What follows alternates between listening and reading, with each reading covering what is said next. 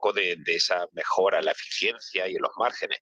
Aquí hay 4 patas muy importantes que hasta ahora, sorprendentemente, se han mantenido de una forma estoica a pesar de los recortes de tipos, que son los márgenes de intermediación, es decir, el net interest income, que aguanta de forma extraordinaria, a pesar, insisto, de las caídas de los tipos, que afecta a los márgenes. También estamos viendo una rentabilidad sobre los fondos propios más que aceptable, ¿no? para el momento del ciclo. Y por último, la solvencia, que sigue siendo muy elevada, los famosos core tier 1 fully loaded, y por otro lado la mora.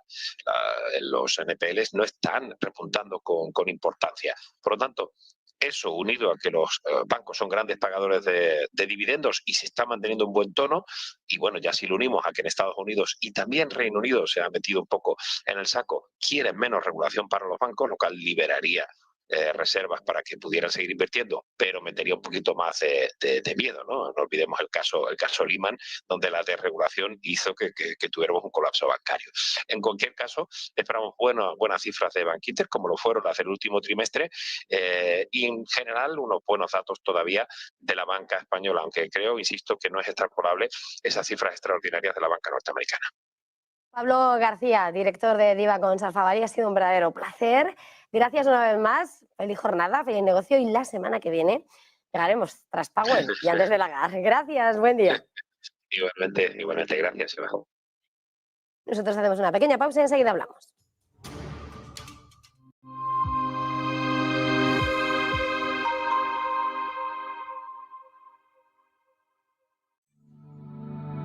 Silver Gold Patrimonio nace en 2018 con el objetivo de innovar en el mercado de los metales preciosos de inversión, ofreciendo nuevas alternativas para que cualquier persona, familia o empresa pueda entrar en el fantástico mundo de los metales de inversión de forma sencilla y acompañada por consultores expertos en el sector.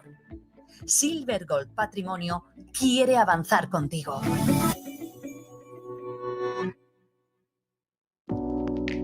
Creemos que la sociedad actual necesita más arte y más color.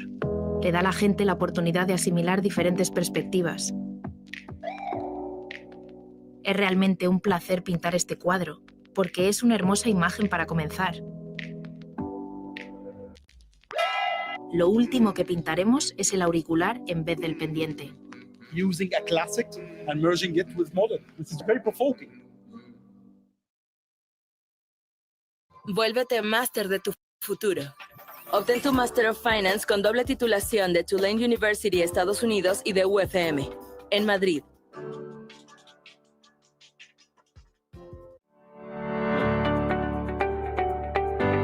Es decir, un servidor tradicional que almacena datos, es que la red de blockchain se ejecuta en múltiples ordenadores distribuidos por todo el mundo y no en un sitio único. Esto hace que la red blockchain presente una serie de ventajas como la privacidad, la descentralización o la no dependencia de un ejecutor centralizado o la seguridad. Hay 4 tipos de blockchain. Por ejemplo, hay una blockchain pública, también conocida como sin permisos, que es aquella en la que cualquiera... Muy buenas desde Davos, donde con motivo sobre todo de este foro de Davos, pero también porque nos lo habéis pedido en las últimas fechas, volvemos a abrir alrededor del Club Business la opción de hacerte socio durante unos días, hasta el 24 de enero, coincidiendo con el foro de Davos, la oportunidad de volver de inscribirse, la oportunidad de volver a tener la opción de inscribirse en el Club Business, donde vamos a tratar sobre todo toda esa fotografía alrededor también de lo que sucede en el foro de Davos. Esa primera cumbre, esa primera cita del club va a ser justo después del foro de Davos, por lo que son unos días, una nueva apertura de tiempo hasta el 24 de enero para que puedas ser parte del club. Te esperamos.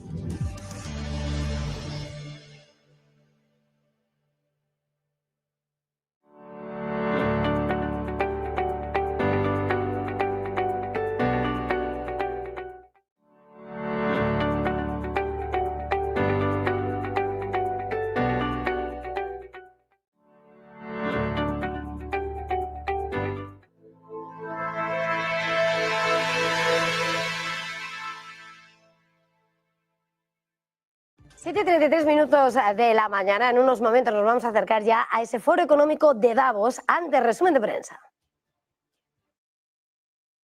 CaixaBank patrocina el resumen de prensa. CaixaBank, tú y yo, nosotros. Resumen de prensa que arrancamos como cada mañana en Financial Times. El diario británico mira a la banca europea. Dice que los bancos van a recompensar a los inversores con 123.000 millones de euros. Dice que los dividendos han superado los niveles previos a la crisis, mientras que los prestamistas han aumentado los rendimientos con recompras. También en ese análisis del diario británico, mirada a Davos, dice que alcanza el máximo pesimismo sobre Europa mientras crece la exuberancia en Estados Unidos. Además, análisis sobre la guerra en Ucrania y se pregunta, ¿Europa desplegará tropas sobre el terreno en Ucrania? También, en cuanto al mercado, China presiona a las aseguradoras para que compren acciones y la Unión Europea prevé subvencionar la venta de vehículos eléctricos para contrarrestar a China. Saltamos así a la prensa americana. The Wall Street Journal es el diario al que nos asomamos a esta hora. The Wall Street Journal lleva esta mañana a su portada ese acuerdo con Stargate de OpenAI, ese proyecto que anunciaba hace 24 horas Donald Trump. Dice, presagia un alejamiento de Microsoft. Dice que la asociación que impulsó el auge de la IA se ha visto afectada por desacuerdos sobre recursos informáticos. En página de información exclusiva del diario, Trump otorga a los agentes de armas y drogas poder de deportación. Dice que la directiva es la última de una serie de medidas que ha adoptado la nueva administración en materia de inmigración. Y ya lo ven esas imágenes del fuego, nuevo incendio forestal de rápida propagación en el condado de Los Ángeles. Provoca evacuaciones. El incendio Hughes, que estallaba al norte de Santa Clara la mañana del miércoles, ha quemado más de 8.000 acres, según Cal Fire. Saltamos así al diario de New York Times, donde vemos la fotografía, esa misa que llegaba tras la investidura de Donald Trump. Dice el obispo, la obispa que le suplicó a Trump, se pregunta, dice, ¿alguien iba a decir algo? Dice que la obispa Marianne Butch miró fijamente al presidente Trump y le hizo un llamamiento a la misericordia, encendiendo nuevamente la guerra por la autoridad espiritual en Estados Unidos. También, entre otros asuntos, se les pide a los trabajadores federales que informen sobre sus colegas que intentan evadir las medidas represivas de DEI. Las advertencias se producen un día después de que la administración Trump ordenase que los esfuerzos, las medidas de diversidad, equidad e inclusión se suspendieran a partir del miércoles. También dice como los líderes de la extrema derecha a los que Trump ha concedido clemencia expresan su deseo de venganza. La Casa Blanca también a su antiguo personal, váyanse a casa, dice que no nos llamen y nosotros los llamaremos. También saltamos así a The Washington Post. En este diario vemos a esta hora de la mañana también, entre los asuntos de portadas, como Trump cierra acceso al asilo y planea enviar 10.000 soldados a la frontera. Se desplegarán esos efectivos en la frontera sur, mientras el ICE trabaja para duplicar su capacidad de detención. Fotografía y ese titular bajo la nieve en la frontera entre Estados Unidos y Canadá, ansiedad en ambos lados. Y además señala cómo se pregunta, dice, esto fue cruel, dentro de un refugio fronterizo los migrantes esperan su próximo traslado a Estados Unidos. También saltamos así a las portadas nacionales. Y en expansión, Sabadell vuelve a Cataluña en busca de apoyo de accionistas y políticos. La decisión pone presión al BBVA, que deberá lidiar con el sentido de pertenencia de buena parte de los accionistas individuales de Sabadell, que son catalanes. También exclusiva en expansión, declaraciones de Francisco Reynés en el Foro de Davos. Dice que Naturgy blindará en su nuevo plan inversión, dividendos y resultados.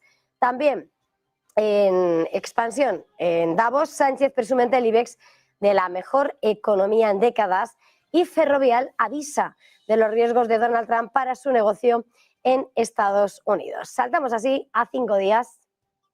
En este diario vemos precisamente cómo el Sabadell acuerda volver a Cataluña porque ya no se dan las circunstancias que motivaron su marcha. También último día para pedir el dividendo en efectivo de Iberdrola. Y también como el Sabadell planea otro golpe de efecto en la OPA con un dividendo extraordinario de 500 millones. El Consejo del Banco va a someter en la próxima Junta de Accionistas retribuir a esos accionistas con cargo al exceso de capital. Además, Cataluña gana el doble de depósitos que Madrid tras la fuga provocada por el proceso. Y terminamos acercándonos al Economista. Sabadell cierra la puerta a que acepte una mejora del precio de BBVA con el traslado de sede. La decisión de Sabadell de retornar la sede de Cataluña supone un portazo frontal a cualquier resquicio que pudiese quedar de reconducir la OPA. El Consejo de Administración ha rechazado, dice el diario, precisamente la propuesta. Rechazó en mayo del año pasado porque infravaloraba al banco y lo hizo después de que el grupo de Carlos Torres le comunicase por escrito que había puesto sobre la mesa su mejor oferta. También en esa portada el Gobierno maneja la cohesión territorial como elemento para bloquear la OPA. Hasta aquí este resumen de prensa. CaixaBank patrocina el resumen de prensa. CaixaBank, tú y yo, nosotros. Con todo esto hacemos una pequeña pausa y enseguida volvemos.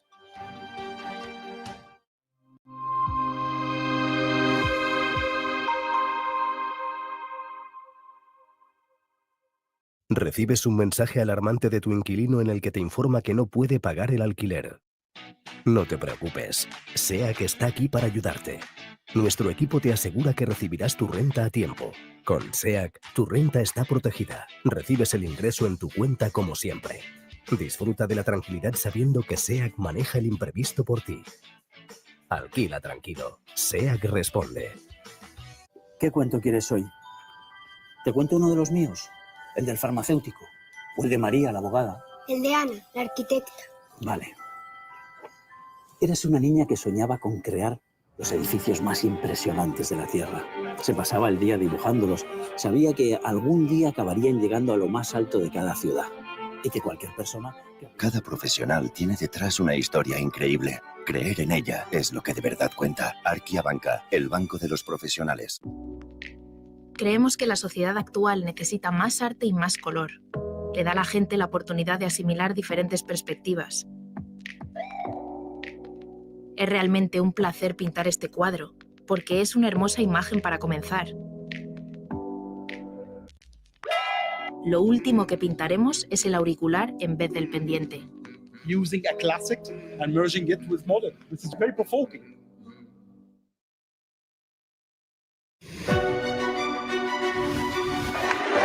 Well, I want to thank you all very much. This is great. These are our friends. Vosotros estabais hace una semana liando a la parda. Y ahora, no, ahora hay que sobrevivir 4 años.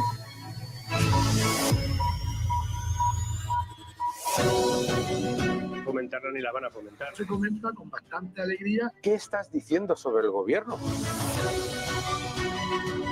Resistir y resistir y resistir. Y hay bastante fake news y bastantes rumores falsos. No todo es chorrada climática. Eso lleva a la deuda pública española a una situación de insostenibilidad. Deje de gastar. Siempre dicen que voy a empezar una guerra. No voy a empezar una guerra. ¿Quién va? Yo no voy, yo no voy. Se habrá sorprendido de lo bien que lo hacíamos ya, ¿no? Que todos los diputados que están en el Congreso en este momento, todos, no ocultéis el malestar brutal de la población. ¿Y qué pasa a partir de ahora?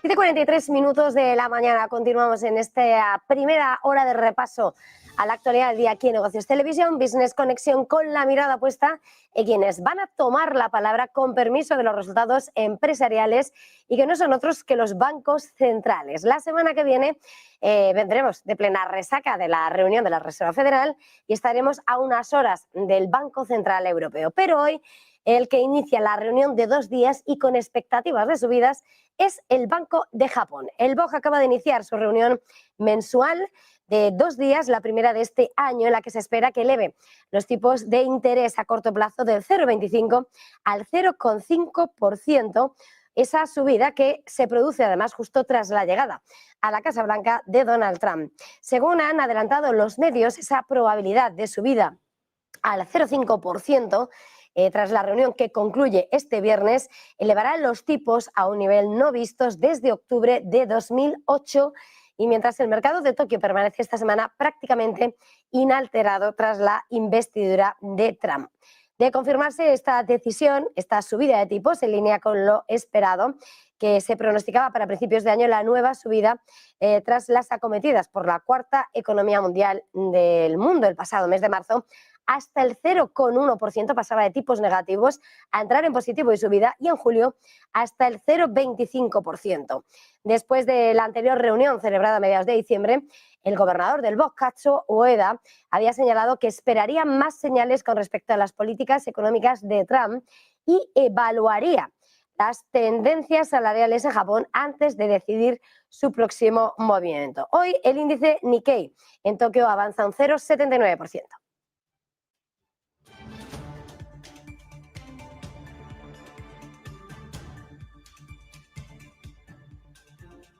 Y hasta ahora nos tenemos que trasladar hasta Suiza. Foro Económico de Davos, acaba de hablar Croo, va a dar paso a esa mesa, lo ven, donde está el Secretario General de la OTAN, Rutte, también Primer Ministro polaco, Duda, el letón. Vamos con ello. With us because we have a complicated dance card here. We have 7 heads of government or heads of state, 2 American lawmakers, 1 presidential envoy, and we have to fit all of these people in without offending any of them. When Henry Kissinger wrote his book about the Congress of Vienna, he talked about the room in which the negotiating took place, and he pointed out that every person wanted to enter first. So they built a special room that had only doors, no walls, so that 8 people could enter simultaneously. Unfortunately, even though the Pinchuk Foundation has done an excellent job here, we do not have such technological facilities, so we will have to go sequentially. What I wanted to do first is to take us on a video link to the United States, to Washington, and to see if we can hear from 2 very distinguished American lawmakers, both Republican, Joni Ernst, the senator from Iowa, and Mike Lawler, the Republican congressman. If we can get those video links up, we can begin.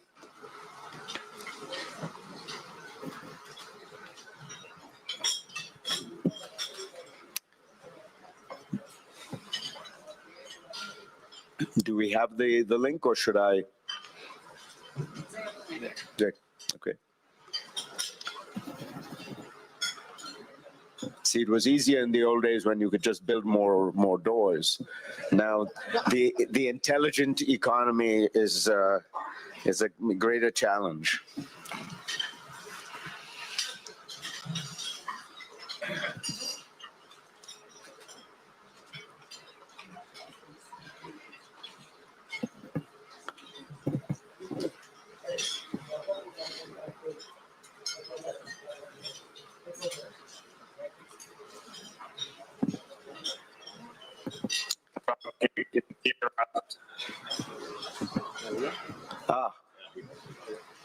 Congressman Lawler, can you hear us?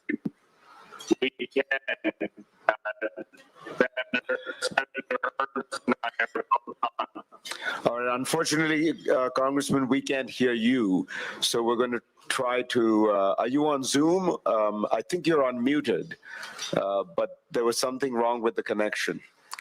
Could you try again? Could you say something? Yes, can you hear me? No, it's there's some problem with the connection. Okay, we're going to try to come back to you in a few minutes, if you don't mind. We're going to get the technology right. Let me start with the with some of our distinguished guests here. And so that I don't offend any protocol, I'm going to start with the one person on the panel who is not a head of government, though was, Mark Rutte. Mark, let me ask you, the central question that so many people think about is how will NATO support Ukraine going forward? And in an eventual ceasefire deal, what is Ukraine's future with NATO? Thank you very much, and also Victor and Klaus, thank you for making this possible again. Before I get to the question, please allow me to say, first of all, that we really have to step up and not scale back the support for Ukraine. We have to change the trajectory of the war which is ongoing. And so far, as we know, the front line is moving in the wrong direction, is going eastwards. And this is for three reasons. One, because of Ukraine. We cannot allow in the 21st century that one country invades another country and tries to colonize it. We are beyond those days, past those days. So that's one. Secondly, because we know it is, yes, Ukraine, but it is also about how China and North Korea and Iran and Russia are all working together. And this is basically testimony to the fact that this is not only a European conflict, it is a geopolitical issue, a geopolitical conflict which is being fought out. And if we get a bad deal, it would only mean that we will see the president of Russia high-fiving with the leaders of North Korea, Iran and China. And we cannot accept that. That would be geopolitically a big mistake. So for all these reasons, but also for NATO itself, if Ukraine would lose, that would mean that within NATO, we are not talking about whatever 3% instead of the present spending commitments we have made within NATO, whatever exactly the outcome of that debate will be. It will not be billions extra, it will be trillions extra. Because if Ukraine loses, then to restore the deterrence of the West, of NATO, again, it will be a much, much higher price than what we are contemplating at this moment in terms of spending up, of ramping up our spending and ramping up our industrial production. To your question, as you know, there is a commitment that Ukraine will become a member of NATO. The question now, of course, is how this will exactly play out whenever, hopefully as soon as possible, Zelensky would say, the president of Ukraine, I'm willing to enter into peace talks when we can get Putin to the table. The most important thing at that moment is how to make sure that we have a sustainable peace, that we will never again experience what happened with Minsk in 2014, where we thought that we had a sustainable peace, but basically Putin was able to continue his quest to get more of Ukraine, and he did in 2022, but also before, of course, with the Green Man, not Russians, of course, but still we know they were in the Donbass. So it has to be sustainable, and for it to be sustainable, we have to make sure that Putin will never, ever, ever again try to get a square kilometer of Ukraine in the future. My problem with the question is this, that I see too many politicians inside Ukraine and outside Ukraine contemplating, if you would have peace talks, what would that mean, first of all, for the territory the Russians have now captured, and secondly, what it would mean for NATO, yes and no. And the risk here is that we start to negotiate with Putin without Putin at the table. And the risk is that Putin sitting in his reclining chair in Moscow, that he is just ticking boxes. Yes or not NATO, yes or not keeping some of the territory I've captured in the past.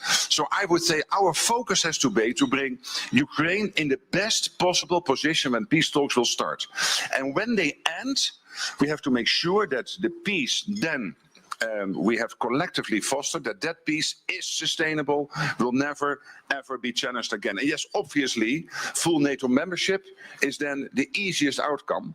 But whatever exactly the outcome is, it has to be clear that it's sustainable. And finally on this, we have to make clear that Vladimir Vladimirovich Putin has no veto and has no vote on whoever would join NATO in the future. Only if he wants to join NATO, but I don't think he wants. So, and he has nothing to say about this. We have to be very clear.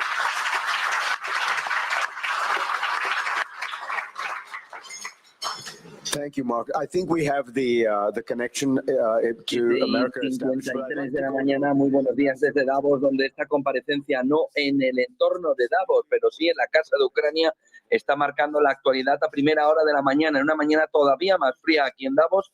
La fotografía de Rutte, que va a estar luego con Milei, marca el camino de lo que acaban de escuchar, que puede resumir en esa parte final del discurso lo que Rutte nos viene contando desde hace un buen rato. En la casa de Ucrania, aquí en Davos, en la Ukraine House, dice que deben estar seguros en la OTAN en el acuerdo de paz, que Putin no va a volver a tomar ni un milímetro de Ucrania en el futuro. Dice que la clave fundamental es esa, saber entender en el acuerdo de paz que Putin no vuelve a tomar ni una hectárea, ni un milímetro de Ucrania, y que hay cuestiones a realizar fundamentales para tratar con Estados Unidos a la hora de decidir cuál es ese acuerdo de paz para que Putin no vuelva a tener la tentación de tomar ni un centímetro de Ucrania. Empieza así un día en el que vamos a ir contando enseguida las claves del día, como uno a uno los líderes europeos, con una excepción y algo, la de Pedro Sánchez, se van alineando con Donald Trump aquí en Davos. Rutte también marca un camino parecido, el de la fortaleza en el discurso, como ya tenía antes la OTAN con Rusia, pero también con la cuestión clave alrededor de que ese acuerdo de paz, que tiene que ser duradero, necesita sobre todo que las dos partes, Rusia y Ucrania, mantengan una paz duradera en la región, entre otras cosas por el bien también de Europa. 7:55 de la mañana. Seguimos escuchando en entorno de esa comparecencia, de esa reunión, de ese debate en la casa de Ucrania con Rutte. And our leaders aren't speaking to each other to try to solve problems. The State Department, the U.S. State Department, a place that I love very dearly and have worked there for 12 years, has been shoved off to the side. There hasn't been talks. Matter of fact, we watched as Joe Biden spent months telling the world that the Americans had intelligence, evidence, proof that there was a war about to be started. And we find it pretty shocking that there's so many foreign ministers in Europe, so many American politicians at the time who just didn't try to stop a war. If we had evidence that a war was stopping, we needed to have diplomats rush in and try to stop this war. So I think strategically, what Americans are watching is, once again, just this rush to war without having tough diplomats come forward and say, hey, let's talk. Let's try to avoid war. We think that it's immoral to not try to stop wars that are being told to us are absolutely inevitable. And let me just add one thing is I think you're going to run into a big buzzsaw in America if we have the NATO Secretary General talking about adding Ukraine to NATO. The American people are the ones that are paying for the defense. You cannot ask the American people to expand the umbrella of NATO when the current members aren't paying their fair share. And that includes the Dutch, who need to step up. And so when we have leaders who are going to talk about more war, we need to make sure that those leaders are spending the right amount of money. We need to be able to avoid war, and that means a credible threat from NATO. NATO needs to be absolutely prepared, but we need to have diplomats that are avoiding that war. And so I think the American people are frustrated, is the real summary. Let me ask you, Ambassador, we are in the war now, and the question is how to end it, as you say. In recent days, President Trump has said things that suggested he has maybe come to realize or has focused on the problem and sees the intransigence of President Putin as the principal obstacle. He tweeted out recently, as you know, I think Zelensky is willing to make a deal. Putin is not, and he's ruining his country. He's destroying his country. If that's the case, if President Trump sees it that way, does it make sense to put more pressure on the Russians militarily and economically? And President Trump talked about more sanctions in order to make him realize that he needs to come to the negotiating table. Look, I think that's a fair and legitimate question, and I think fundamental ahora encima de la mesa alrededor de eso que planteó ayer Trump y que vamos a comentar enseguida. Sí, no da pasos hacia la paz, Trump impondrá más sanciones. Seguimos en el debate en la Casa de Ucrania alrededor del fin de la guerra, donde está Rutte, el secretario general de la OTAN. Logical facilities, so we will have to go sequentially. What I wanted to do first is to take us on a video link to the United States, to Washington, and to see if we can hear from two very distinguished American lawmakers, both Republican, Joni Ernst, the senator from Iowa, and Mike Lawler, the Republican congressman. If we can get those video links up, we can begin.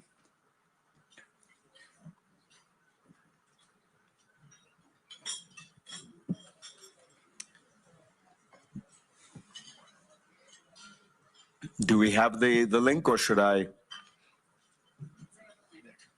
Okay. See, it was easier in the old days when you could just build more doors. Now, the intelligent economy is a greater challenge.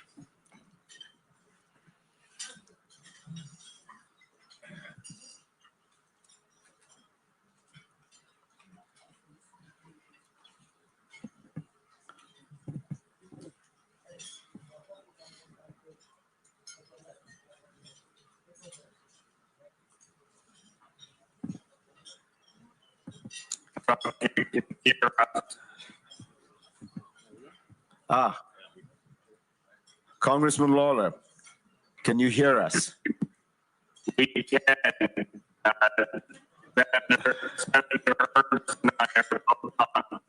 All right, unfortunately, Congressman, we can't hear you, so we're going to try to, are you on Zoom? I think you're unmuted, but there was something wrong with the connection. Could you try again? Could you say something? Yes, can you hear me? No, it's there's some problem with the connection. Can you hear me? Okay, we're going to try to come back to you in a few minutes, if you don't mind. We're going to get the technology right. Let me start with some of our distinguished guests here. And so that I don't offend any protocol, I'm going to start with the one person on the panel who is not a head of government, though was, Mark Rutte. Mark, let me ask you, the central question that so many people think about is how will NATO support Ukraine going forward? And in an eventual ceasefire deal, what is Ukraine's future with NATO? Thank you very much. And also Victor and Klaus, thank you for making this possible again. Before I get to the question, please allow me to say, first of all, that we really have to step up and not scale back the support for Ukraine. We have to change the trajectory of the war which is ongoing. And so far as we know, the front line is moving in the wrong direction, is going eastwards. And this is for three reasons. One, because of Ukraine.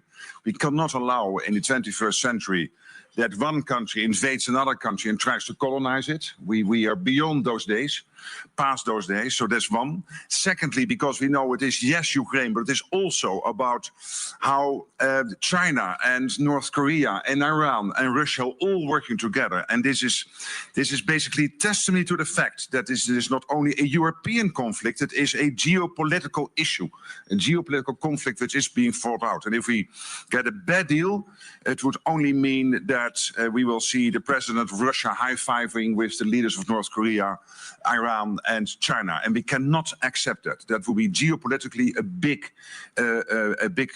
mistake. So for all these reasons, but also for NATO itself, if Ukraine would lose, that would mean that within NATO, we are not talking about whatever 3% instead of the present spending commitments we have made within NATO, whatever exactly the outcome of that debate will be. It will not be billions extra, it will be trillions extra.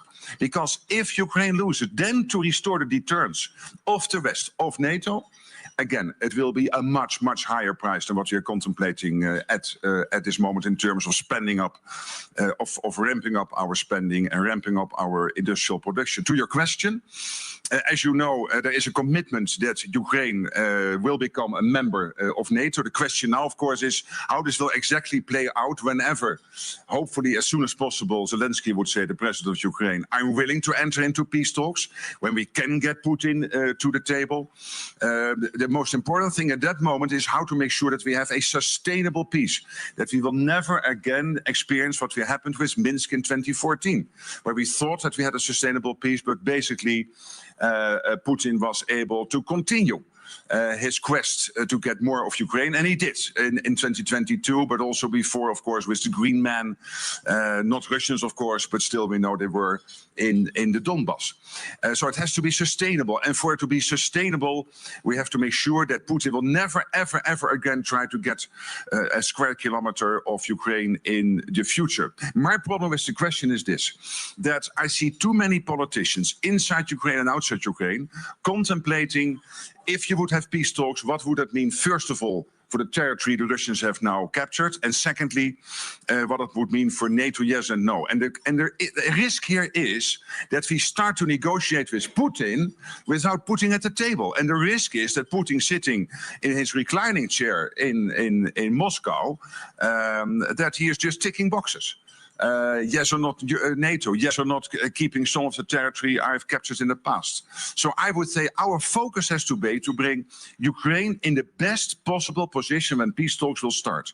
And when they end, we have to make sure that the peace then we have collectively fostered, that peace is sustainable, will never ever be challenged again. And yes, obviously, full NATO membership is then the easiest outcome. But whatever exactly the outcome is, it has to be clear that it's sustainable. And finally on this, we have to make clear that Vladimir Vladimirovich Putin has no veto and has no vote on whoever would join NATO in the future.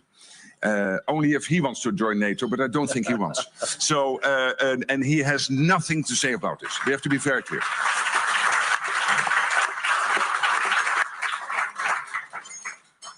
Thank you, Mark. I think we have the connection to America established, but I'd like to go to Ambassador Richard Grenell, who is President Trump's newly appointed presidential envoy for special missions. I think he is speaking to us from the State Department. I think that was Senator Ernst, who we will get to in a second, but I think we are trying to get Ambassador. There you are. Ambassador Grenell, can you hear me? And can you say something so we can make sure you can hear us? Yes, I can hear you. I'm in Los Angeles. I'm not in Washington, but thank you for having me. It's a pleasure and an honor. So, Ambassador, give us a sense. Everyone is wondering. There has been much speculation. How does the Trump administration view the situation that currently between Ukraine and Russia? Give us, in the broadest strategic terms, how does the Trump administration view this situation? Well, first of all, I don't think that there's a big surprise. President Trump has been very clear about wanting to solve these problems. I think there's a big frustration from Americans that we've had a lot of talk over the last several years about just more military spending and more war. Let me give you an example. Vladimir Putin and Joe Biden have not spoken in more than 3.5 years. Now, we think that's outrageous. The American people think that's outrageous. You should be able to talk to people.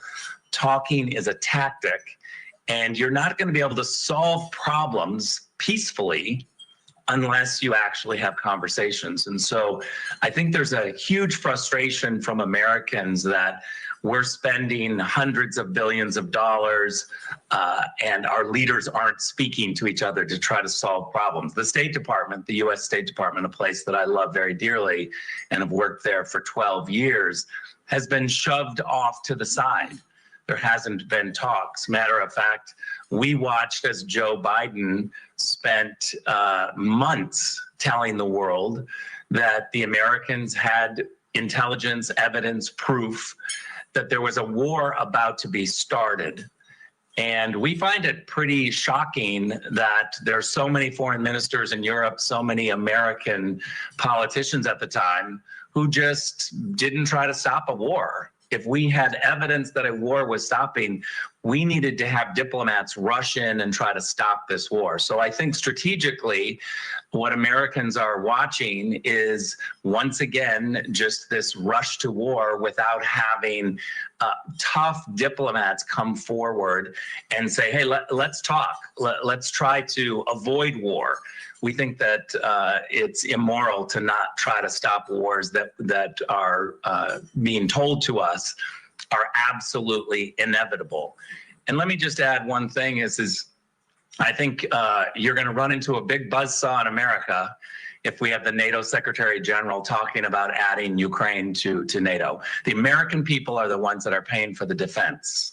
You cannot ask the American people to expand the umbrella of NATO when the current members aren't paying their fair share. And that includes the Dutch, who need to step up. And so when we have leaders who are going to talk about more war, we need to make sure that those leaders are spending the right amount of money. We need to be able to avoid war, and that means a credible threat from NATO. NATO needs to be absolutely prepared, but we need to have diplomats that are avoiding that war. And so I think the American people are frustrated, is the real summary. Let me ask you, Ambassador, we are in the war now, and the question is how to end it, as you say. In recent days, President Trump has said things that suggested he has maybe come to realize or has focused on the problem and sees the intransigence of President Putin as the principal obstacle. He tweeted out recently, as you know, I think Zelensky is willing to make a deal. Putin is not, and he's ruining his country. He's destroying his country. If that's the case, if President Trump sees it that way, does it make sense to put more pressure on the Russians militarily and economically? And President Trump talked about more sanctions in order to make him realize that he needs to come to the negotiating table. Look, I think that's a fair and legitimate question, and I think my answer would just be, we have bad choices because after 3 years, we've watched this war drift even further into chaos. It's getting worse, not getting better. And so President Trump and the Trump administration arrives on the scene after watching, again, our leadership not even talking in the United States between Joe Biden and Vladimir Putin. And so now that President Trump is in office, I think he's been handed a terrible mess. There are not a lot of great choices, but President Trump is somebody who has a credible threat and has already made clear that he's going to pressure both sides to end this. He's focused on trying to stop the killing. And so I think all issues will be confronted with a variety of different options. So what you're talking about, Fareed, I think is a legitimate option. But I would say just give President Trump a little time. He's the best negotiator, and there's a difference between a threat and a credible threat. We've seen that from Joe Biden saying don't, and President Trump immediately jumping in and trying to communicate with both sides and pressure both sides to the table. Ambassador, that was a very helpful overview. Really, thank you for taking the time to join us. All the best. Thank you. Let's now go to Washington, to Senator Ernst and to Mike Lawler. I think we have Senator Ernst first. Thank you, Fareed. And it is very good to be with you, and to the distinguished panel, thank you as well for your discussion today. And I will start by saying, with the inauguration of President Trump, we now see an end to the Biden administration's failed leadership. Everywhere that I have traveled through Europe and into other countries, whether it's at security conferences, whether it is on various congressional delegations, what I have heard from the leaders all around this globe is where is America's leadership? And that era of questioning where our leadership is now over. We do have a president, as Ambassador Grinnell had stated, that is willing to engage and have those tough conversations, those conversations that President Joe Biden wouldn't. So what we have seen is President Trump, in communicating with President Putin, saying, end this ridiculous war. If it doesn't end, there will be consequences. And you've talked about the economic impacts to Russia's economy. President Trump is willing to engage, whether it's taxes, tariffs, or additional sanctions, and hold Russia accountable. He does want to see an end to the loss of life. He wants to see an end to the continuous contribution of dollars into a war that where we see our friends in Ukraine being killed. So look, I am willing to engage in that and very excited about the prospect of winding down the war with extreme pressure on President Putin. Now, another key to this is ending what we see as this new axis of evil. Russia is now partnering with North Korea, bringing North Korean soldiers to the fight. They are using weapons manufactured from Iran, and they are using China with their space capabilities. So we also have to put pressure on that new axis of evil. And then finally, as well, and Ambassador Grinnell stated this, we need everyone to engage. I believe in America first, but not America alone. So we truly do need our partners to step up and engage as well. And Rick spelled it out. We need everyone contributing what they have promised within NATO. So we have a new era of leadership in the United States of America. Can we wind down this war? I do have faith that President Trump can provide the necessary leadership to do so, and we stand ready to assist. So thank you, Fareed, so much. And again, we look forward to supporting our friends in Ukraine and ending this war once and for all. Senator Ernst, can I ask you a quick question, which is, you mentioned tariffs, sanctions, extreme pressure on Putin. Would Congress be willing to appropriate more military aid to Ukraine in the event that President Putin does not come to the negotiating table? Yes, I do think that that is up for discussion, and we have been willing to provide that military aid in the past. And if we are working hand in hand with President Trump to end the war, I think we can come to that agreement. I don't want to get out over my skis on this, but we want to see a victory for Ukraine. We want to see Putin put back into a box. But I do think that leadership is key on this, and President Trump will lead those discussions. And I do know that Congress is ready and willing to assist how we can to bring an end to the war. Senators, thank you so much for joining us. It's been a pleasure. Thank you very much. Now let's go to Congressman Lawler.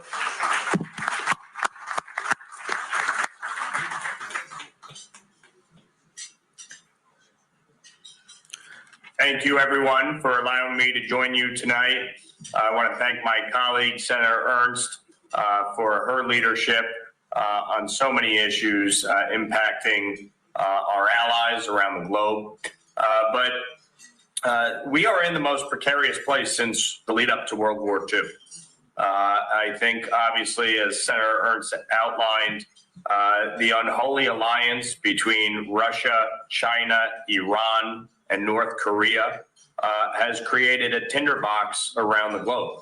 And unfortunately, under Joe Biden's leadership, not only has America been weakened, but I think our allies have as well. And it has created real challenges as President Trump assumes office. And I think the president is right to seek to engage Russia, to seek to engage China on these issues. But there needs to be, obviously, concrete steps taken. And, you know, I look at, for instance, the illicit oil trade between China and Iran that has resulted in a $200 billion increase in Iranian petroleum sales. That is what has funded Hamas, Hezbollah, the Houthis, and other terror networks in the Middle East. You look at, obviously, in many instances, Europe purchasing Russian gas. That has helped fund their efforts in Ukraine. So we have to look at this holistically. It is not just about having a strong NATO, which I know Senator Ernst fully support. We obviously have to look at this from the standpoint of the decisions that are being made and how that is impacting these global conflicts.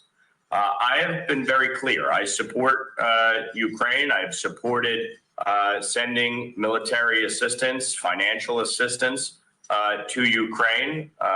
Many of you probably don't know, but my wife is from Moldova. Her family lives on the Ukraine border, so I'm acutely aware of the consequences of failure here. I have no doubt that if Ukraine were to fall, other former Soviet satellite states would be in jeopardy. And that would be catastrophic for Europe. That would be catastrophic for America.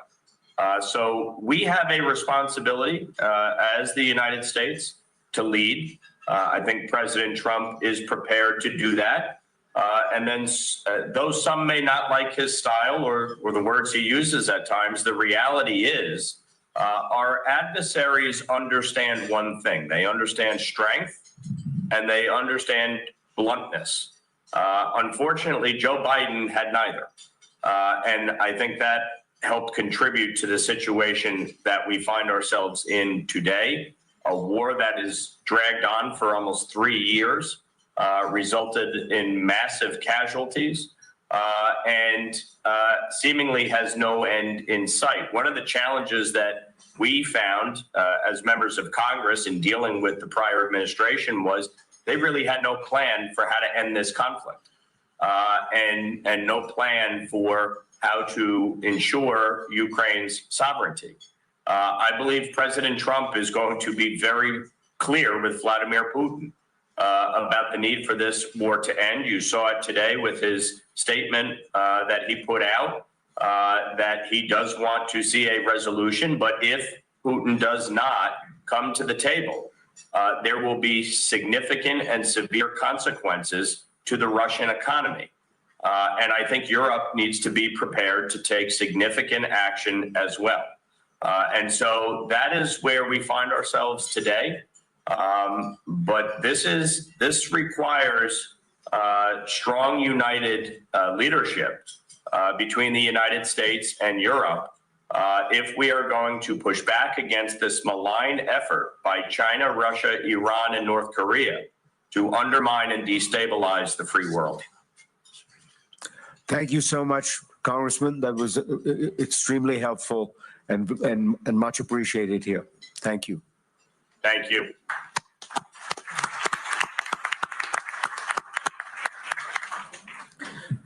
The focus people have had is on the question of what happens to get to a peace. But of course, we're quite far away from that right now. And I wondered if I could ask the President of Poland, how much do you worry that this war continues? And what does it mean for Poland when it confronts a war so close to its borders? It just feels to me like you are in a situation that is far more acutely threatened than almost any other country.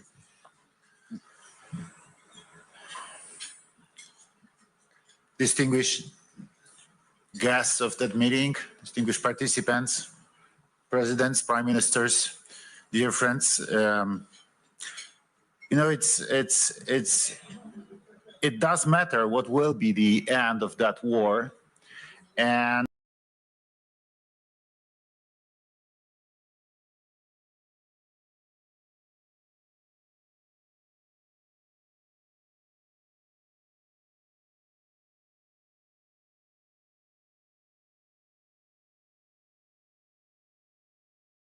interest of Ukraine, Poland, and our part of Europe and our part of European Union.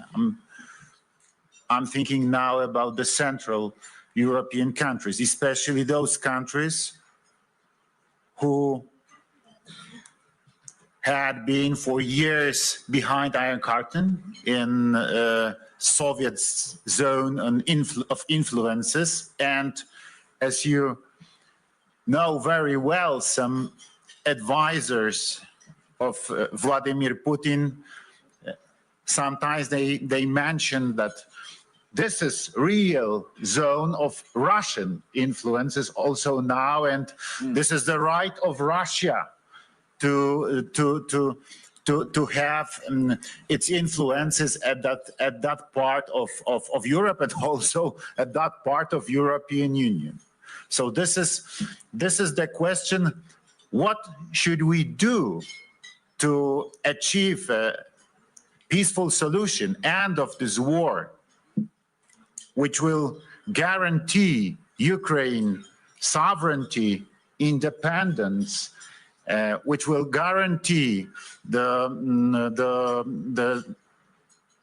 power of the international law? Yes, that international law is respected by Russia, by Russians again, because they are breaking international law every day.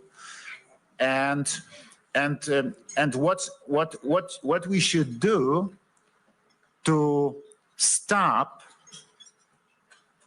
imperial ambitions of the Russian elites, which are absolutely visible now. If you look at Russian aggression against Ukraine, if you look at the language they have in Kremlin, in Russian elites, if you watch Russian TV, if you see the amount and the tongues of Russian propaganda, you see what's the real problem and what's the real solution for that situation should be. So if we talk, and if we ask the question is how to encourage Vladimir Putin to sit at the table of the peace talks, my answer is we should launch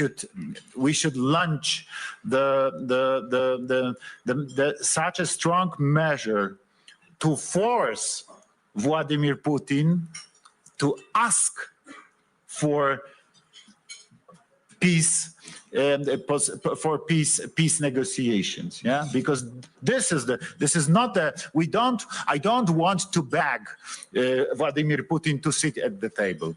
I want Vladimir Putin beg us, to beg Ukraine, beg allies of Ukraine to sit at the table and to talk how to end this war and how to solve all the problems we have also around. And I fully agree with the Secretary General, with Mark Rutte. This is not a local conflict. This is global conflict. So it requires global solution. Thank you, Mr. President. Let me just say you're coming to the end of your presidency, and I just want to say you will always be welcome at the Ukrainian breakfast, even as a past president. I hope I won't be hungry in the future. Let me ask the President of Latvia, since we are now talking about real frontline states, how worried are you?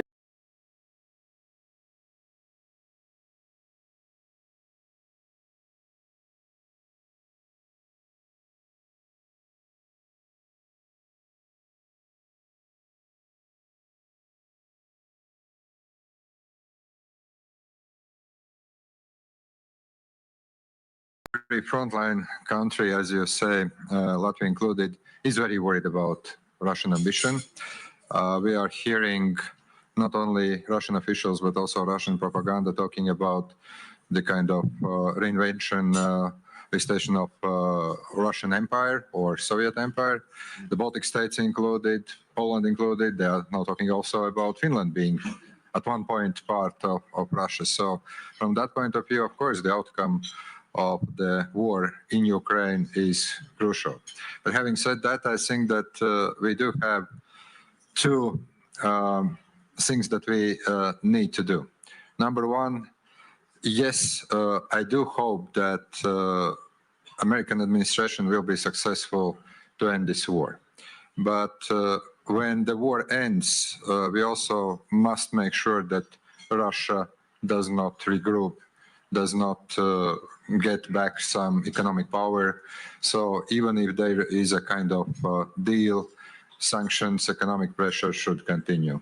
And number two, I do believe that now this is the moment of truth also for Europe. Defense spending, defense industry, we are talking a lot. My own country is currently at 3.4% of defense spending. We are now discussing about raising to 4 to 5%.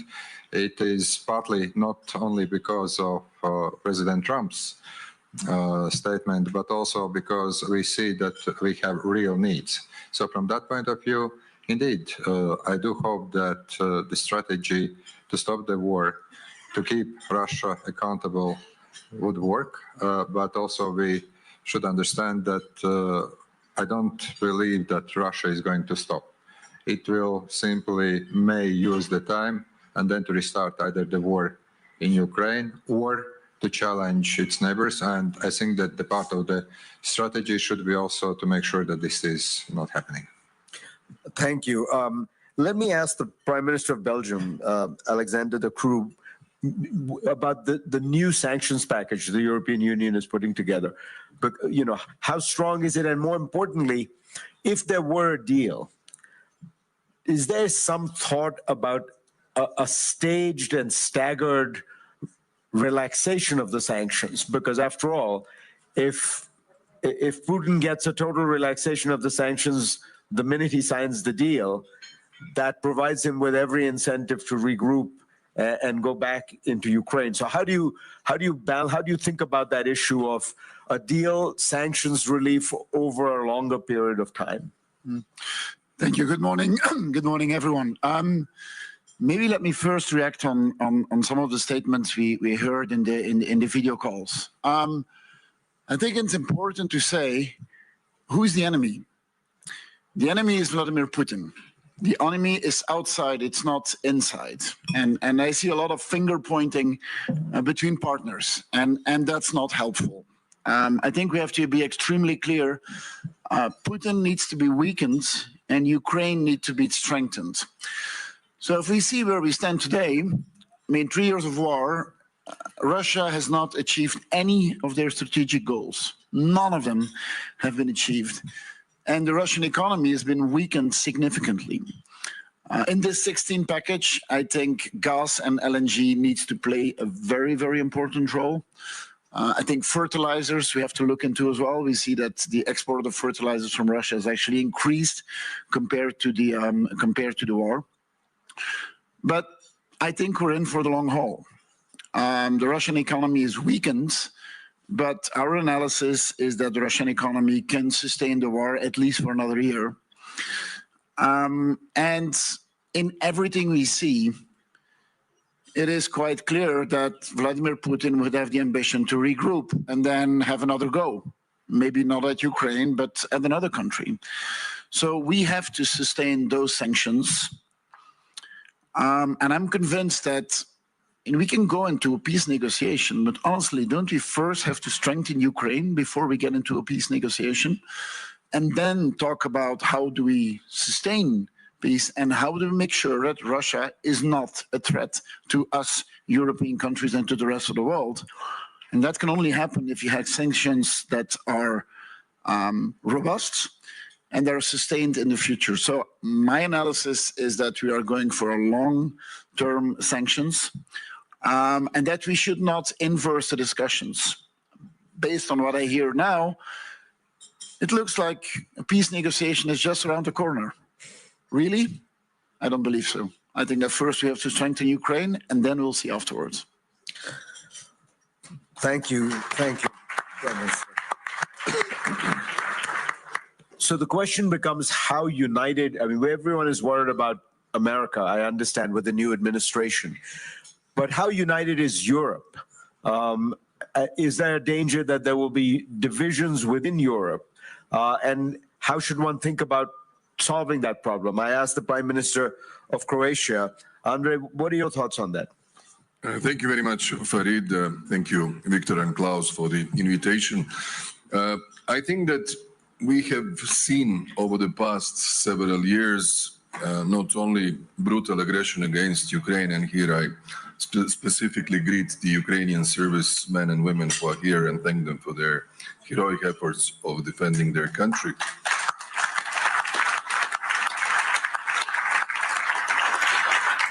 But also, we have seen the increased influence of Russia in democratic processes across Europe. And as the time passes, as the elections unfold, what we can see is that there is a trend of having political forces coming into ruling or governing positions, if not alone, then in coalitions, who are, in my view, called the pro-peace leaders. Everybody's pro-peace. But there is a difference and a nuance. Are we pro-peace, which will then sanction the aggressor and remain the today illegally occupied and illegally annexed territories endlessly under Russian control?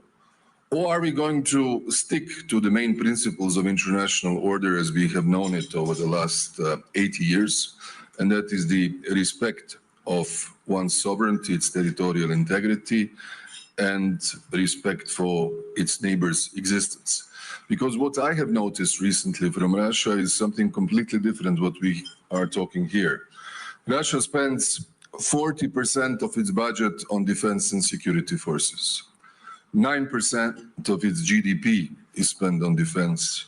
They have literally possibilities of enrolling endlessly conscripts, whether domestic, scattered across 2 continents, or added by North Koreans fighting war in Ukraine. Internally, I don't see any opposition force who can endanger Putin. Methodological element, which was mentioned by Mr. Grenell, are we talking to Putin? Putin has been isolated now for 10 or 11 years. There are literally few leaders today in power in the West who have some sort of real personal contact with him.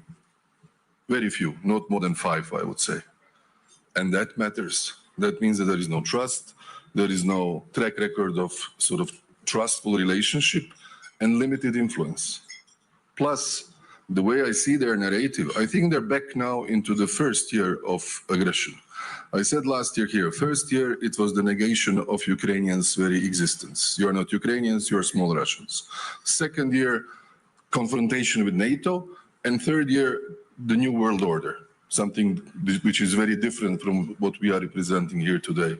Now I see a tendency in their rhetorics that they're back to the first year rhetorics. And that is very dangerous. And I think we should all, with all due respect to the new impulse of the new President Trump administration, wish to start talks and engage, we should not fall into a trap of political naivete. Putin can be patient. Russians can endure the sanctions regime. I don't see really any dramatic thing internally that 15, 16 or 26 packages of sanctions have changed anything in their line of thinking. And that has happened also in the past. So my view is fully agreeing, strengthen Ukraine as much as we can, stick to our principles, and not allow that whenever, and whatever peace deal comes, that it's not just any deal that will petrify the current occupied territories into some sort of a frozen conflict and give them a chance for another opportunity. So let me give you...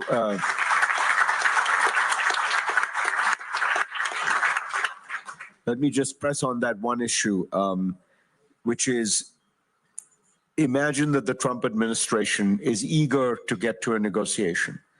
And imagine that there are certain countries in Europe, let's name them, Hungary, that sees the issue more closely the way the Trump administration does. What does Europe do in a situation like that? First of all, I think Europe should be at the table. Ukraine should be the main actor at the table. And if we find some sort of a ceasefire, it should entail a gradual peaceful reintegration of the occupied territories.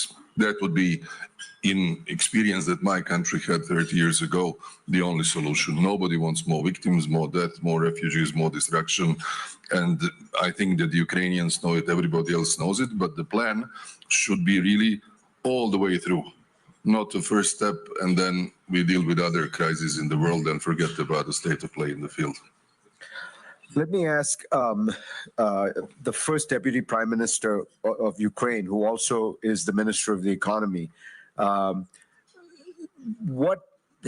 important is the security guarantee aspect of this potential settlement to Ukraine's revival? Because after all, when I think about it, you know, business and investment is not going to go into a country where people are worried that 2 years from now, Russia might invade again. So describe to us, Yuliya, how do you think about this issue? Thank you. First of all, I'm very delighted to see our friends, Ukrainian and foreign business, and I'm grateful that we have very open, frank, and candid dialogue. And I think that trust is the base. And what we see here in Davos, that businesses are ready to invest and to boost their activity in Ukraine, but they're expecting for very concrete security guarantee. And it should be the part of the potential future settlement, and it should be very practical. Tell you honestly and obviously that NATO is the best solution, not because of the legal document, but because of the military infrastructure that should be set in place. We have very good example. At the beginning of large-scale invasion, our seaports were blocked. And you remember that there was a deal, Turkey, UN, and Russia sabotaged this deal, and we were able to open this Black Sea corridor when the missile system were in place. And it's then we opened the corridor, and exports have risen, and even like the number of the last year, that export rose by 15.2%. And if we speak about Ukrainian economy, so it's vital for us, business to come in. We are doing, in economic sense, better than Russia economy does. So we fall up to 30% during the first year of large-scale invasion, but 2023, 5% growth. Last year, 3.6% growth. And, this year we also expect, but we need investment to come. And using this opportunity, I want to appeal to business as well and to say, look, you have not less power than politicians have. And if to take into account very pro-business Trump administration, I would ask you to appeal to your government and to talk with them like you talk with us and describe very precisely what kind of guarantee you need to step in Ukrainian market. So that's why I think that it's your time also to be actively participate in this negotiation. But in general, business are very optimistic, and they expect that the active phase of war will be ended this year. Let's first negotiate on security guarantee that with very, as I say, practical implementation and with sanctions that should be imposed in place and should be strengthened, and then discussed peace agreement. Let me ask you, Yuliya, one of the things that Trump administration officials, and I think people are close to the president, have often talked about is the worries about corruption in Ukraine. What are you going to say to them that can show concretely that Ukraine is taking active steps, that it is not, that the money will not all go down into a kind of cesspool of corruption? I think that during the last 4 or 5 years, we are improving a lot. And if you see the its index of perception of corruption, so we raised extremely fast in this list. And just if you look at the reforms that we are providing during the wartime, that we're providing around 200 reforms. So it's requirements from EU, it's a requirements from IMF, World Bank, and others. So it means that we are simultaneously keep fighting, keep working, and keep reforming. And that's why I think that it's a good result. Of course, there are always places to improve. But I think that we're in good shape right now. I'm going to ask President Stubb of Finland to close out this round. But before that, I did want to give Mark Rutte a chance to respond to Ambassador Grinnell, because he did directly address some of the comments you made.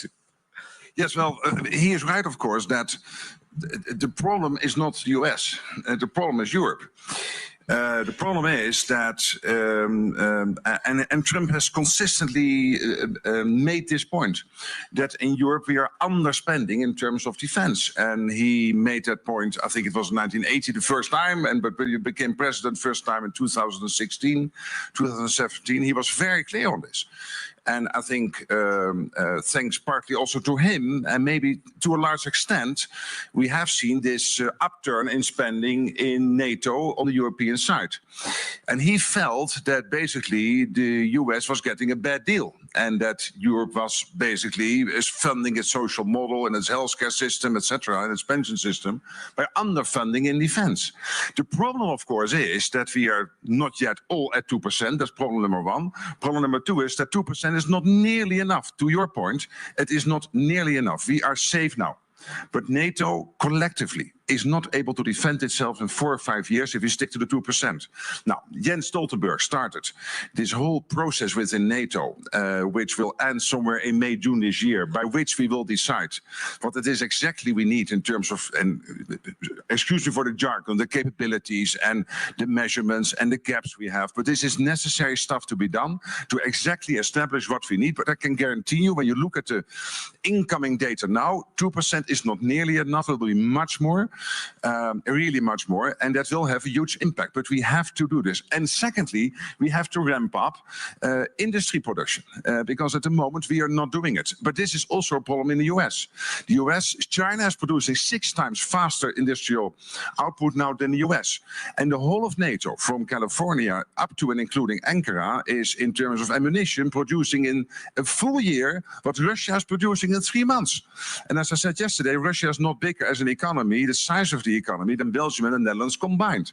So we are really in crisis mode here. So first, money, much more to be spent, fast. The ones not on 2% have to get to the 2% in the next couple of months. We cannot wait any longer. And then we have collectively to move up.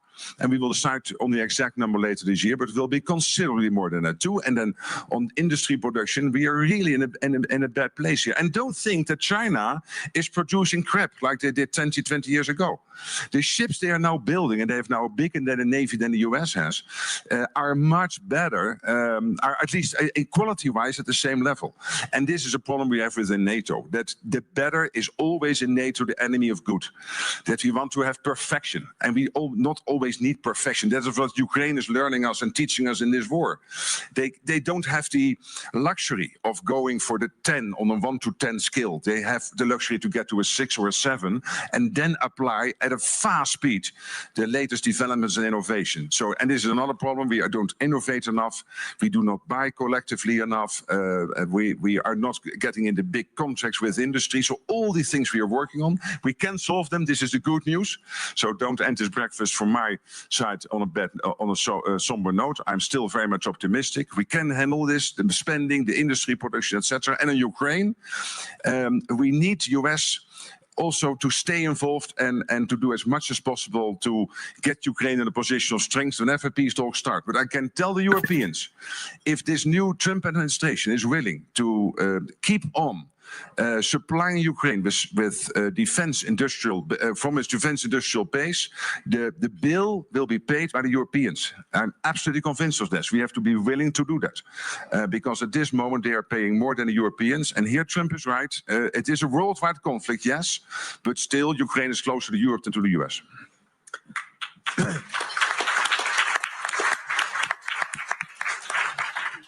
Alexander Stubb, give us a sense of how you think this plays out in the next year.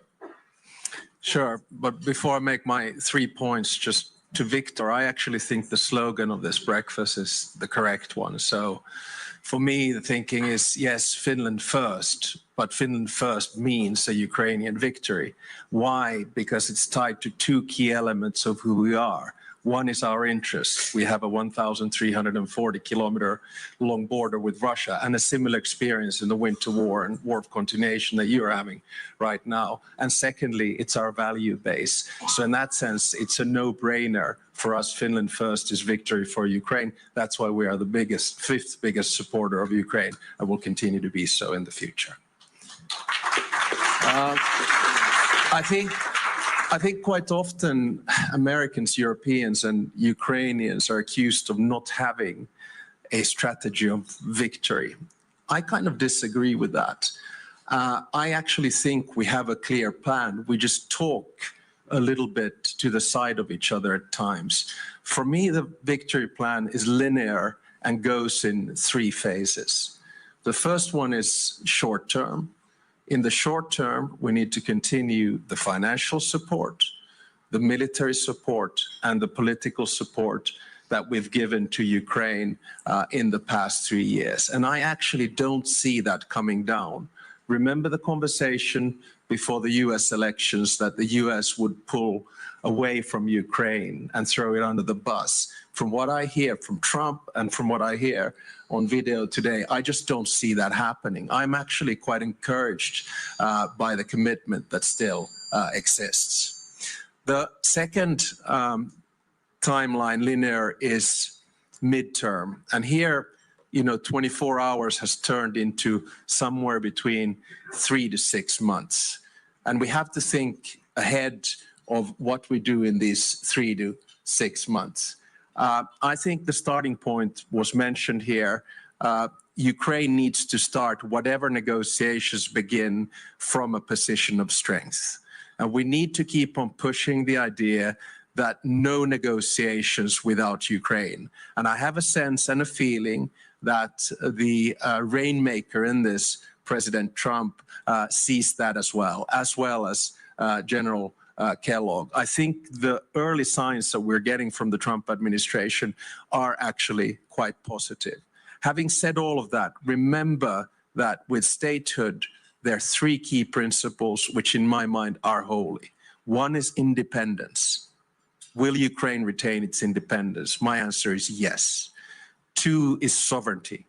Will Ukraine retain its right to choose whether it wants to join the EU and or NATO? My answer to that is yes. And the third one is territorial integrity.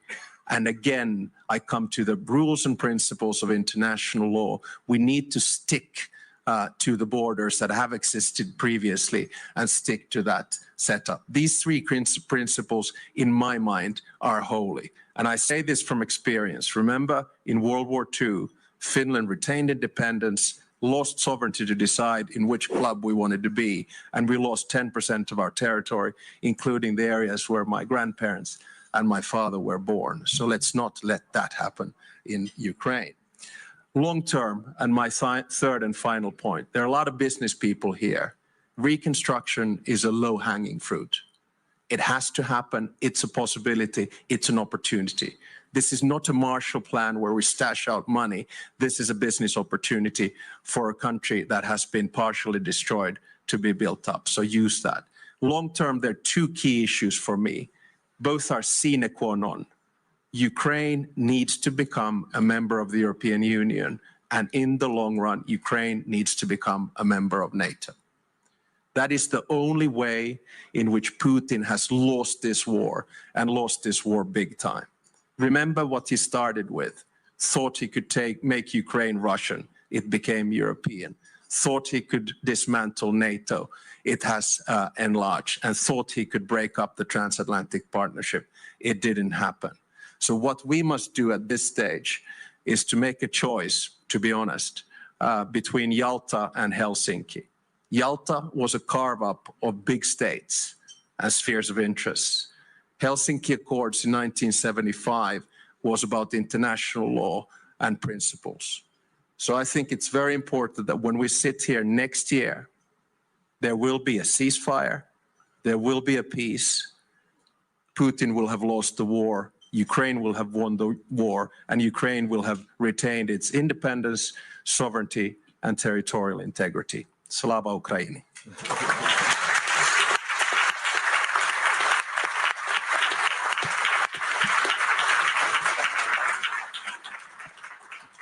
Let me get a few comments from the audience.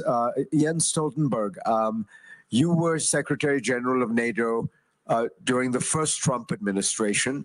So give us some pointers on how to deal with Donald Trump. I think the main thing is to actually engage with him. So when there are concerns or issues raised about what the new administration will do, I think the best thing is to go over to Washington to sit down and discuss. And the reality was that back in 2017, some allies thought that we should just stay, to freeze the relationship with the United States, do almost nothing, and hope that things would improve after the next elections.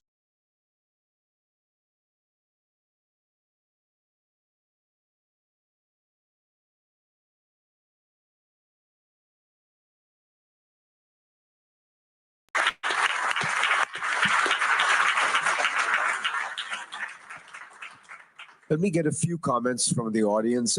Jens Stoltenberg, you were Secretary General of NATO during the first Trump administration. So give us some pointers on how to deal with Donald Trump. I think the main thing is to actually engage with him. So when there are concerns or issues raised about what the new administration will do, I think the best thing is to go over to Washington to sit down and discuss. And the reality was that back in 2017, some allies thought that we should just stay, to freeze the relationship with the United States, do almost nothing, and hope that things would improve after the next elections. We did the opposite. We actually sat down with President Trump and addressed the issues he had, especially on defense spending. And as Mark just alluded to, the reality is that things have really changed. When we made the decision to start to spend 2% of GDP on defense, only 3 allies met that guideline. Now it's 23 allies. So that's a big difference, and it makes it much easier to tell whoever is president of the United States that European allies are taking this seriously. On Ukraine, I remember very well that there was the position among NATO allies back in 2016 and 2014, also after the annexation of Crimea, was that we should not provide lethal aid to Ukraine because it could provoke Russia. And therefore we didn't provide so much lethal aid. It was President Trump that decided to start to provide lethal aid, including the javelins. So the first javelins were delivered from the United States under the previous Trump administration.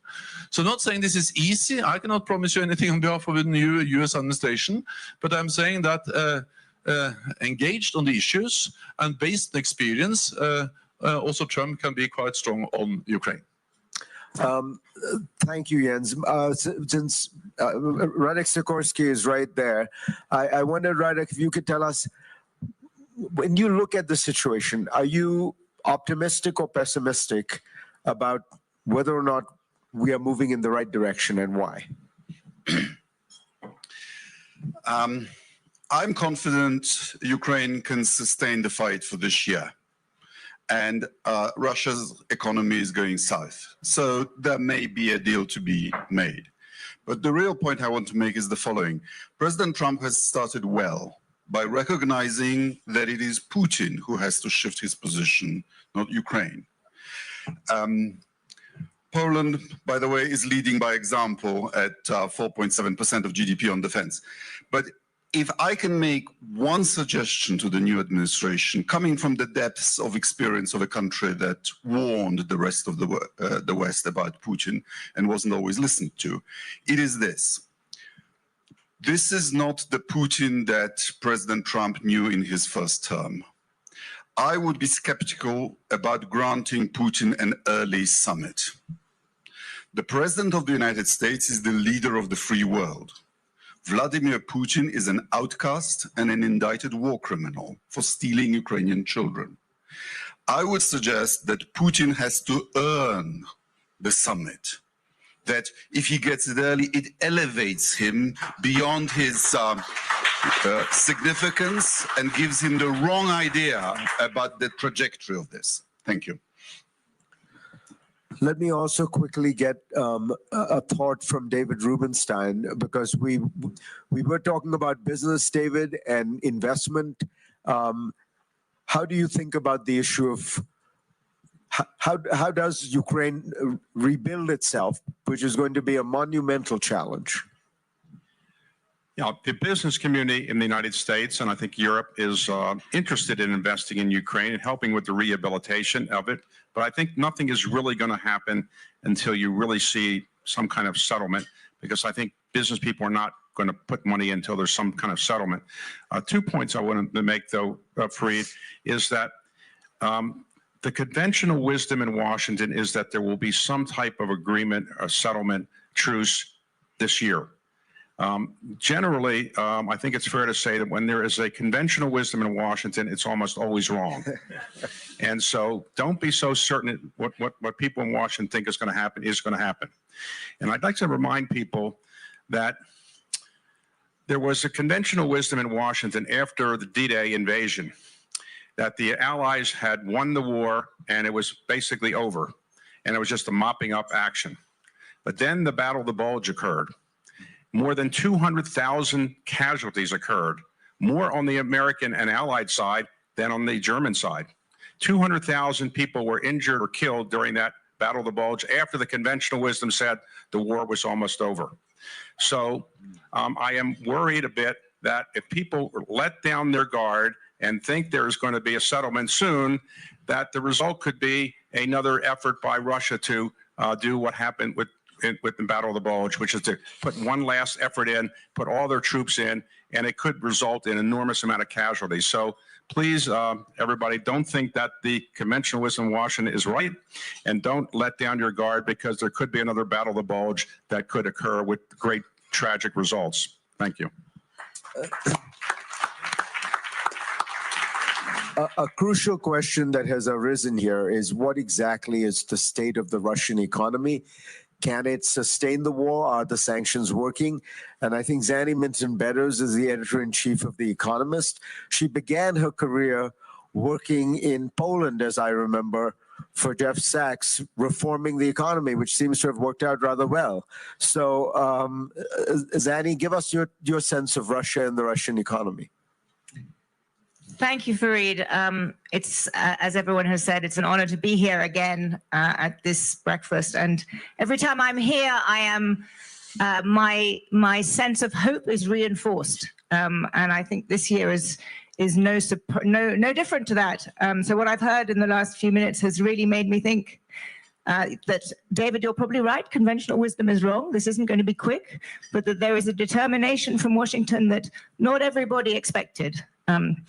To your question, Fareed, briefly, I think the Russian economy has held up better than we expected. I think we have to be honest about that. I think that in the last 3 years, the sanctions have been less effective than people expected.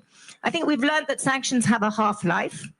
The capitalist spirit is extraordinary. People find ways around sanctions, and unless they are extremely tough, people find ways around them quickly, and we need to acknowledge that. But nonetheless, the Russian economy is now under some pressure. Inflation is above 20%. The ruble is falling.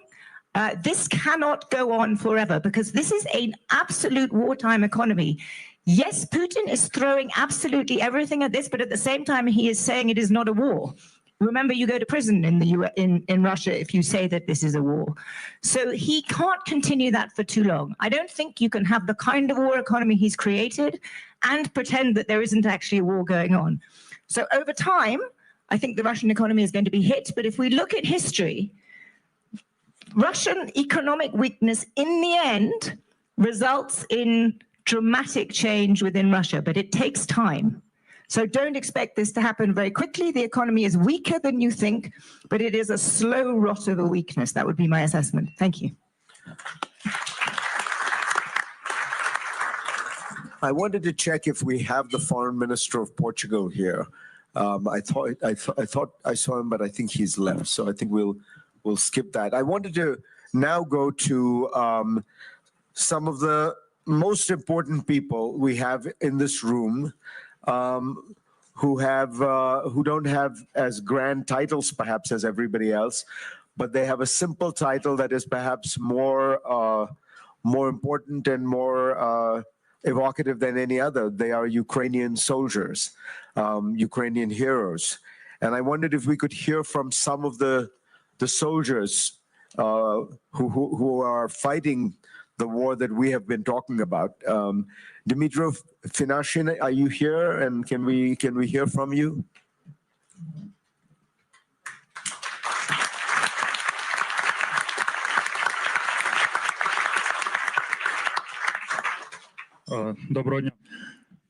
Good morning. I'm very glad that you're here. I'm very glad to see everyone and very glad to hear all those words of support that you're joining in support of Ukraine. But I would like to ask you for two things. The first is don't be shy and don't be proud. Don't be too proud to ask Ukraine to share our experience. No one can deny that we have the experience of waging a modern type war. We can tell you how you can hone your arms, how you should precise your weapons, how you should build fortifications. No doctrine is working anymore. Don't think that while we are going and asking for help, well, we are not very proud. We are fighting for our survival. We have to do this. We constantly say, we even sometimes beg, help us, but this does not make us weaker or less valuable. So let's share experience, exchange experience, and develop. Another thing that I wanted to ask for is to think not to care too much about the pensions of your population now. Please think about raising your military and defense capacities and potential. Unite. If you are not strong today, you will have to think about how you will pay pensions to such young boys like I am. This is not a very pleasant prospect, so please become stronger, and this will be better for us as well, because you are our partners, and Russians will understand that they are in a critical situation. Thank you. Thank you so much, Dmytro. Kristina Boychuk, can we hear from you?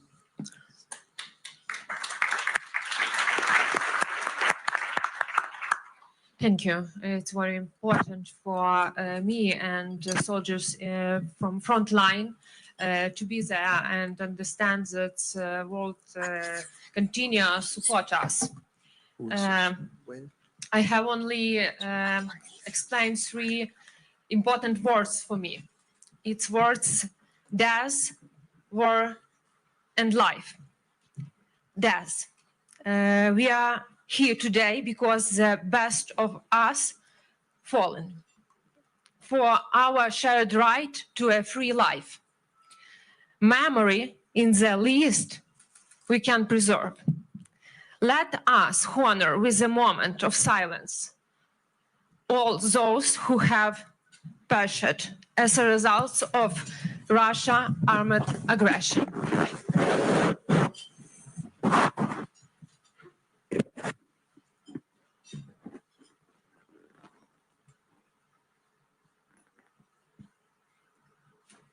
Thank you.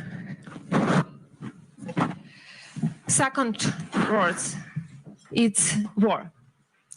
During the battles for the town Rubizhne in east of Ukraine, I realized for the first time what changes I need to undergo, not only to survive, but most importantly to protect my units. I mastered an entirely new and previously unfamiliar technical tool provided by our partners. Together with me, this tool also transformed. The world has changed. To survive in the world, you must change.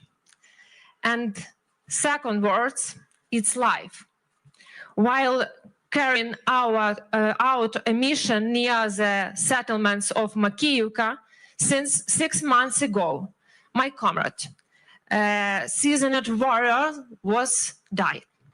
He had mastered a civilian IT specialization, but when Russia invaded Ukraine, he returned from Mexico and joined our unit. 3 months after his death, his daughter was born. The life of this little girl is the most precious things we have. All of us. It is our responsibility. We are obligated to protect it. Life will triumph our death.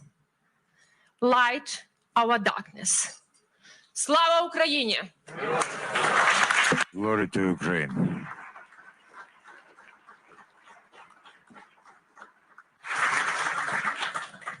And can we hear from Daniel Salem? Good morning, everyone. First of all, I want to thank everyone here and everyone who's helping and everyone who's fighting with each and every word that has been spoken here. I just wanted to tell you a story, a simple story. I want you to imagine a close-range fight that we've been in summer of 22, Posad-Pokrovsk. We've been 8 of us. After 4 hours of fighting, the fire was seized for maybe an hour. And we're stuck in the trench. And as you can see, I'm always hungry. And I really wanted to eat. And from out of nowhere, Posad-Pokrovsk is a little village. It's not little, it's actually vast. So it was a beautiful village. It had a lot of houses, cows. And from out of nowhere comes a little boy. He was wearing a Real Madrid shirt. He was with no shoes, dirty feet, and happy big eyes. It maybe sounds right now like a story from a movie, but it happened. He ran out to us and he didn't say anything except like, "You want to eat?" And we looked at each other. I looked at my fellow man. I looked at him and said, "Yeah." He ran and went to his house. It was maybe 100 meters from us. He went back with bread. He said, "I didn't ask you if you want to drink something." I said, "What do you have?" He said, "Fresh milk." I said, "Yeah." He went back. He got us milk. It was the best breakfast I ever had in my life. His eyes were so happy that he thought, he looked at us as the heroes. He looked at something really grateful. He saw the uniform, he saw the guns, he saw how fearlessly we were fighting, and the fight was near his house. His family was in the house. And after we said goodbye, he went, "Okay, I gotta go. I gotta help my mom." He went back to the house. And I think it took 5 minutes. Tanks arrived. And the only thing I remember is that the house was destroyed with the families of his family inside. And I'm certain the boy died. And I thought to myself, do we do enough? Do we all do enough? Did we fail as his heroes? I just want you to understand, and I think we do all understand, that these paid firearmed people from Russia, tomorrow they'll get their vacations. And maybe they'll get their families and go to your countries. These people who were killing our children are sitting in cafes in Spain, France, Poland, Finland. The killers and murderers are closer to you as you think. They're not somewhere. They're in your countries. We're letting them in. We're opening the doors for them. That's it. Slava Ukraini.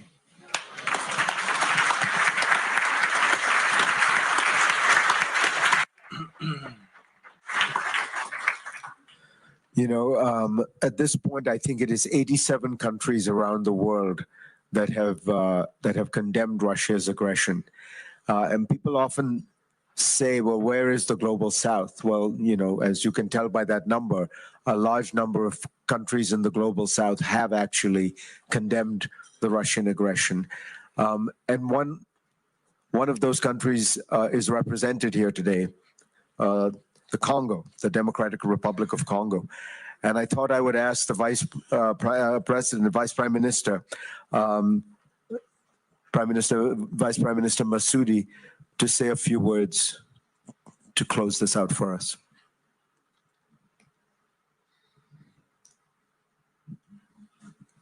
Unfortunately, I will speak in English. I have someone to translate it.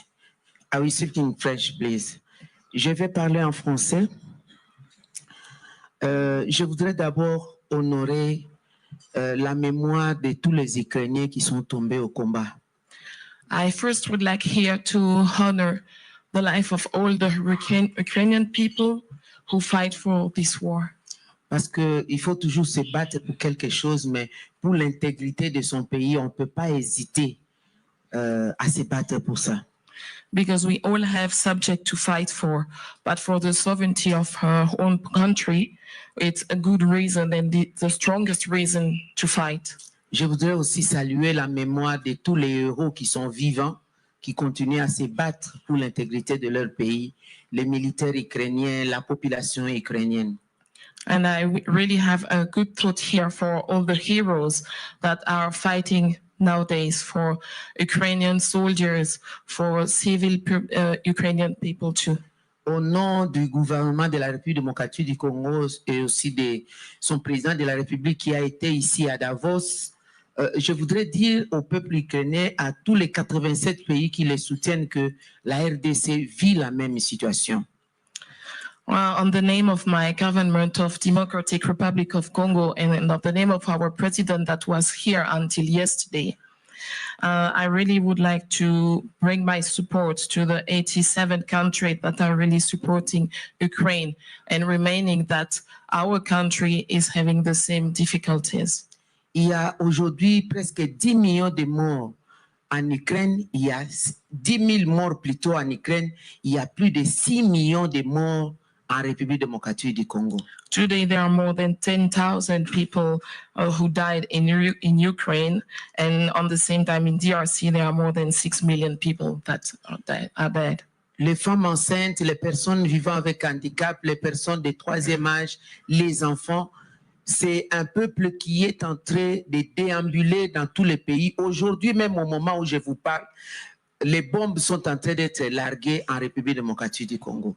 Pregnant women, handicapped persons, children, all of them are really having a hard time now with the war that is handling now in our country. And the moment that we are speaking, bombs are being released in the rest of the country.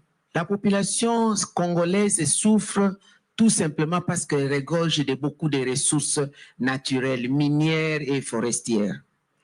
Congolese people are really suffering for this war for one reason, because they are really having a lot of natural resources on their soil.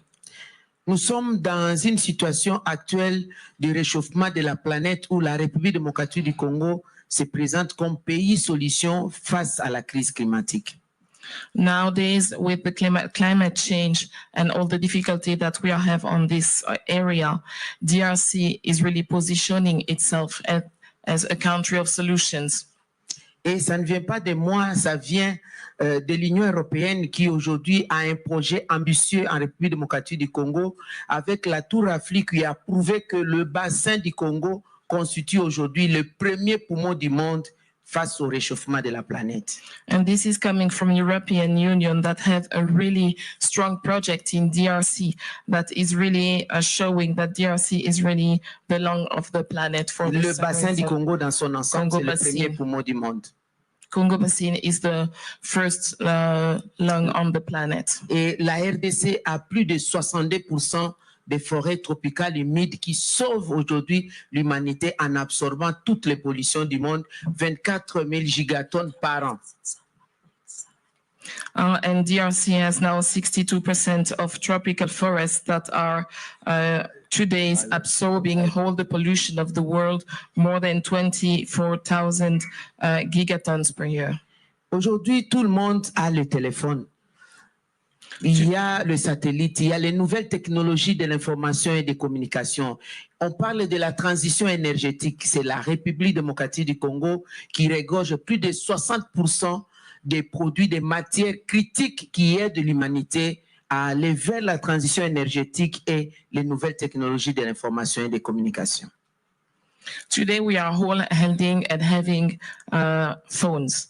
We are working with technological information, satellites. All these elements have huge materials that are coming from DRC. 60% of everything that you have on your phone comes from our countries. La différence entre nous et l'Ukraine actuellement est que un tel breakfast donne de la force à la population ukrainienne de savoir que nous sommes soutenus quoi qu'il y a des problèmes. The difference between Ukraine and us is that with holding such breakfasts and such events, Ukraine had the strength to see and to know that they have people with them. Malheureusement, pour la République démocratique du Congo, quoique nous sommes en train de sauver le monde du point de vue de l'humanité, d'être le poumon mondial, et du point de vue des nouvelles technologies de l'information et des communications, nous ne sentons pas l'appui du monde. Qu'est-ce qui se passe? We're going to have to close. Unfortunately, on DRC side, despite that we are the solution in terms of climate change, and despite the fact that we have all these natural resources, we doesn't feel really this help for the world. What is happening? Autant la Russie est condamnée, autant nous demandons que le Rwanda soit condamné parce que les 87 pays qui soutiennent l'Ukraine sont capables de terminer la guerre dans le bassin du Congo, de terminer la guerre dans le Grand Lac en République démocratique du Congo. As Russia is now being called as not a good country, following all these things, we are really now requesting that in the same time, Rwanda is being held responsible for everything that is happening. With that request that you make and very eloquently made, I am going to have to close because we do have to maintain the time and we do have to close the meeting. Madam Vice President, thank you so much. I just want to close with one thought, which is we've heard a lot today about the determination of the democracies of the world to support Ukraine. And I think it's important to remember how important that is, because democracy's enemies always assume that they can outlast the democracies. And that is their key strength, has always been the idea that the democracies will flag and falter and fail over time, but they can stay strong. The truth is, history doesn't bear that out. Hitler believed he was building a 1,000-year Reich, and it lasted not even 15 years. The Soviet Union always believed that it was going to outlast the West, but it turned out that the West outlasted the Soviet Union. The Taliban and Al-Qaeda used to say that Islamic fundamentalism would win because, in the phrase they used, you have the watches, but we have the time. But look at all those three movements and look at the West. We bicker a lot, we disagree amongst each other, we have open disagreements, but at the end of the day, there is an extraordinary staying power in the democracies of the West. And I would just want us all to remember that strength and to remember that as long as we keep our eyes focused on the North Star, which is to continue to support Ukraine, we will outlast this next form of evil as we have so many before. Thank you all so much, and as always, thank you, Victor.